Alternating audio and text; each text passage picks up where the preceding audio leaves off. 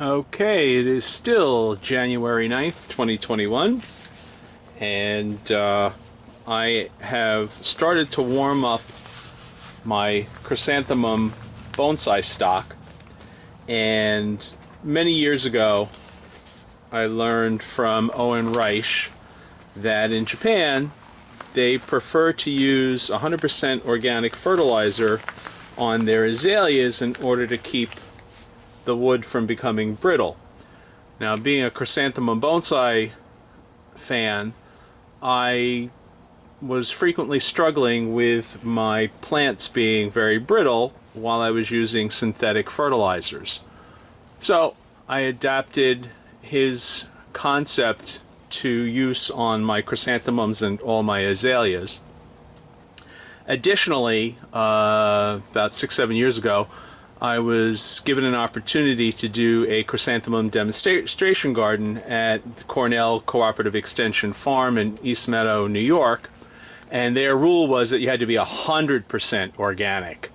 So I went online, found a recipe on how to make organic fertilizer cakes, except the recipe was using Miracle Grow, which was against the rules for Cornell. So I adapted that recipe to do my own thing. I'm a firm believer that you learn more from your mistakes than your successes, so I'm going to share with you all my mistakes as I go along.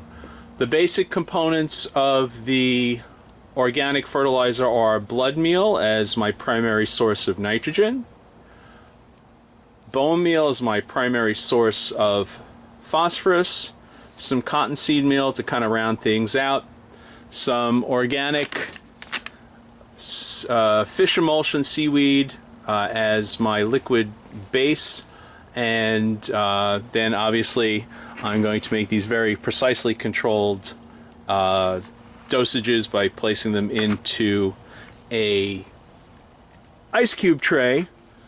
And one of the things that you'll discover is if you don't spray the ice cube trays with some kind of non-stick cooking spray, that they're going to stick, because the binding agent that you use is just plain old white glue.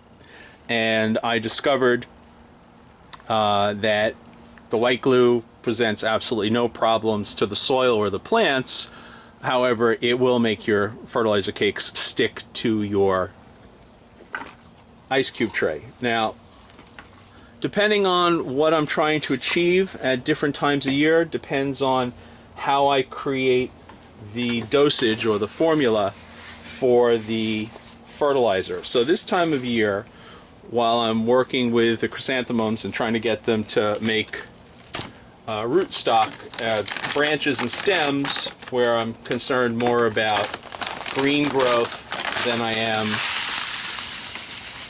flower production, I'm going to use a heavy on the bone meal mix, and this will be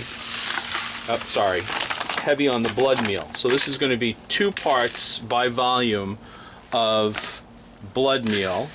That is 1 standard cup, nothing special. And the dollar store will be your friend. I got the measuring cups from the dollar store.